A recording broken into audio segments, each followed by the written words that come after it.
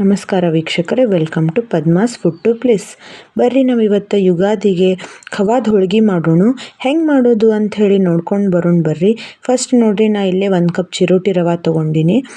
ಸಣ್ಣ ಬರ್ತದಲ್ರಿ ಚಿರೋಟಿ ರವೆ, ಅದರಿ ಇದು. ಆಮೇಲೆ 1 ಕಪ್ ಗೋಧಿ ಹಿಟ್ಟು ತೊಗೊಂಡಿನಿ. ನಾವಿಲ್ಲೇ ಮೈದಾ ಹಿಟ್ಟು ಬಳಸಿಲ್ಲ. 1 ಕಪ್ ಗೋಧಿ ಹಿಟ್ಟು ಮತ್ತು ಚಿರೋಟಿ ರವೆ ಎರಡೂ ಸಮ ಪ್ರಮಾಣದಾಗ ತೊಗೊಂಡಿವಿ. ಎರಡನ್ನೂ ಈಗ ಕಲಿಸ್ಕೊಳ್ಳೋಣ್ರಿ. ಇದಕ್ಕೆ ನಾನು 1 ಚಿಟಿಕೆ ಅರಿಶಿನ ಪುಡಿ ಹಾಕೀನಿ. ಯಾರಿಗೆ ಅರಿಶಿನ ಪುಡಿ ಬೇಡ ಅವರು ಸ್ಕಿಪ್ ಮಾಡಬಹುದು. ಆಮೇಲೆ 1 ಚಿಟಿಕೆ ಉಪ್ಪು ಹಾಕ್ಕೊಂಡಿನಿ, 1 ಸ್ಪೂನು ತುಪ್ಪ. ಇವಿಷ್ಟು ಹಾಕ್ಕೊಂಡು ಹಿಟ್ಟು ಕಲಿಸ್ಕೋಬೇಕು. ಹಿಟ್ಟು ಭಾಳ ಗಟ್ಟಿ ಇರಬಾರ್ದು. ಹೋಳ್ಗೆ ಹಿಟ್ಟು ಹೆಂಗೆ ಇರಬೇಕಲ್ರಿ ಆ ಹದದೊಳಗೆ ಇರಬೇಕಿದು. ಇದಿಷ್ಟು ಹಿಟ್ಟು ಕಲಿಸ್ಕೊಂಡು ಅದನ್ನು ಸ್ವಲ್ಪ ಲಘುನ ಕಲಿಸ್ಕೋಬೇಕ್ರಿ. ಹಿಟ್ಟು ಅದು ಅಂದ್ರೆ ಹಿಟ್ಟು ನೆಂದಷ್ಟು ಹೋಳ್ಗೆ ಚಲೋ ಬರ್ತಾವೆ. ಕನಿಷ್ಠ ಒಂದು ಅರ್ಧ ತಾಸರ ಹಿಟ್ಟು ನೆನಿಬೇಕು ನೋಡ್ರಿ, ಹಂಗೆ ಕಲಸಿ ಇಟ್ಕೊಳ್ರಿ.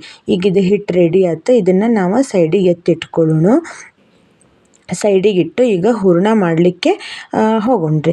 ನಾನು ಇಲ್ಲೇ 1 ಕಪ್ ಆಗುವಷ್ಟು ಒಂದು ಸಣ್ಣ ಕಪ್ಲೆ ಇದನ್ನು ತೊಗೊಂಡೇನಿ ರೀ, ಗೋಡಂಬಿ ಪೌಡ್ರ್ ಇದಕ್ಕೆ ಹಾಕಬೇಕಾಗ್ತದೆ. ಈಗ ಫಸ್ಟ್ ಗ್ಯಾಸ್ ಆನ್ ಮಾಡಿ ಒಂದು ಸ್ಪೂನ್ ತುಪ್ಪ ಹಾಕಿದೆ. ಆಮೇಲೆ ಇದು ನೋಡ್ರಿ, ಈಗ ಇಷ್ಟು ಖವಾ ತೊಗೊಂಡಿನಿ ನಾನು. ಇಷ್ಟು ಖವಾಕ್ಕೆ ಈ ಕಪ್ಪಿನಲ್ಲೇ ಕಡ್ಲೆ ಹಿಟ್ಟು ತೊಗೊಂಡಿನಿ. ಇದಕ್ಕೆ ಅಳತೆ ಅಂದ್ರೆ ಈಗ 1 ಕಪ್ ನೀವು ಖವಾ ತೊಗೊಂಡ್ರೆ ಒಂದು ಅರ್ಧದ ಮೇಲೆ ಒಂಚೂರ ಕಡ್ಲೆ ಹಿಟ್ಟು ತೊಗೊಳ್ರಿ. ಯಾವ ಇದ್ರೊಳಗೆ ನೀವು ತೊಗೋತಿರಲ್ಲ ಖವಾ, ಆ ಅಳತಿಲಿ ಅರ್ಧ ಆದ್ಮೇಲೆ ಒಂದು ಸ್ವಲ್ಪ ಕಡ್ಲೆ ಹಿಟ್ಟು ತೊಗೊಂಡು ಚಲೋತ್ತಂಗೆ ಹುರಿಬೇಕ್ರಿ. ಇದು ಹಸಿ ವಾಸನೆ ಹೋಗುವವರೆಗೂ ಕಡ್ಲೆ ಹಿಟ್ಟು ತುಪ್ಪದೊಳಗೆ ಹುರ್ಕೋಬೇಕು. ಇಷ್ಟು ಹುರ್ಕೊಂಡು ಇದಕ್ಕೆ ಆ ಗೋಡಂಬಿ ಪೌಡ್ರ್ ಮಾಡಿರ್ತೀವಲ್ರಿ, ಆ ಗೋಡಂಬಿ ಪೌಡ್ರ್ ಹಾಕಿದೆ. ಕಡ್ಲೆ ಹಿಟ್ಟು ಎಷ್ಟು ತೊಗೊಂಡಿದ್ನಲ್ಲ ಅಷ್ಟು ಗೋಡಂಬಿ ಪೌಡ್ರ್ ತೊಗೊಂಡಿನಿ. ಆಮೇಲೆ ಅರ್ಧ ಬಟ್ಲ ನಾನು ಸಕ್ರೆ ಪುಡಿ, ಈ ಕಡ್ಲೆ ಹಿಟ್ಟು ತೊಗೊಂಡಿದ್ದ ಕಪ್ಲೆನ ಅರ್ಧ ಕಪ್ಪಿನಷ್ಟು ಅಷ್ಟೇ ನಾನು ಪುಡಿ ಸಕ್ರೆ ತೊಗೊಂಡಿನಿ. ಇವಿಷ್ಟು ಒಂದು ಸತಿ ಕಲಿಸ್ಕೋಬೇಕು ಎಲ್ಲ. ಆಮೇಲೆ ಇದೇನು ಖವಾ ಇರ್ತದಲ್ಲ, ಇದು ಹಸಿದ ಹಂಗೆ ಆ ಖವಾ ಇದಕ್ಕೆ ಹಾಕ್ಕೋಬೇಕು. ಹಾಕ್ಕೊಂಡು ಹಿಂಗೆ ಕಲಿಸ್ಕೊಂಡಾಗ ನೋಡ್ರಿ ಎಷ್ಟು ಚಲೋ ಮೆತ್ತಗಾತಿದು ಹೂರಣ. ನಮ್ಮದು ಹೂರಣ ರೆಡಿ ಆಯ್ತು ನೋಡ್ರಿ. ಈಗ ಎಷ್ಟು ಮಸ್ತ್ ಮೆತ್ತಗಾಗ್ಯದ. ಇನ್ನೊಂದು ಟಿಪ್ ಏನಂದ್ರೆ, ನೀವು ಭಾಳೊತ್ತು ಹಿಂಗೆ ಹೂರಣ ಕಲಸಿಡ್ಬೇಡ್ರಿ. ಯಾಕಂದ್ರೆ ಖವಾದೊಳಗೆ ಸಕ್ರೆ ಕೂಡಿ ಅದು ಕೆಲವೊಂದು ಸರ್ತಿ ನೀರಾಗೋ ಚಾನ್ಸಸ್ ಇರ್ತವೆ.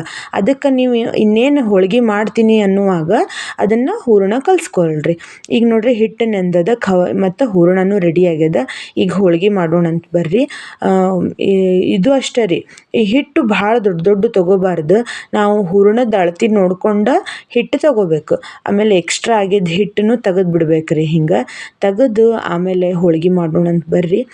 ನೋಡ್ರಿ, ಯಾರಿಗೆ ಹೂರಣದ ಹೋಳ್ಗಿನ ತಿಂದು ಬೇಸರಾಗಿರ್ತದೆ ಅಥವಾ ಹೂರಣ ಮಾಡ್ಕೊಳ್ಳಿಕ್ಕೆ ಟೈಮ್ ಇಲ್ಲ ಅನ್ನೋರು ಈ ರೀತಿ ಇಂಥ ಹೋಳ್ಗೆ ಮಾಡ್ಕೊಂಡ್ರೆ ರುಚಿ ಅನ್ನಿಸ್ತದೆ. ಇನ್ನೊಂದೇನಂದ್ರೆ, ನಾ ಇಲ್ಲಿ ಸಕ್ರೆ ಬಳಸಿನಲ್ರಿ, ಭಾಳ ಅಂದ್ರೆ ಭಾಳ ಕಡಿಮೆ ಪ್ರಮಾಣದಾಗ ಬಳಸಿನ ಸಕ್ರೆ.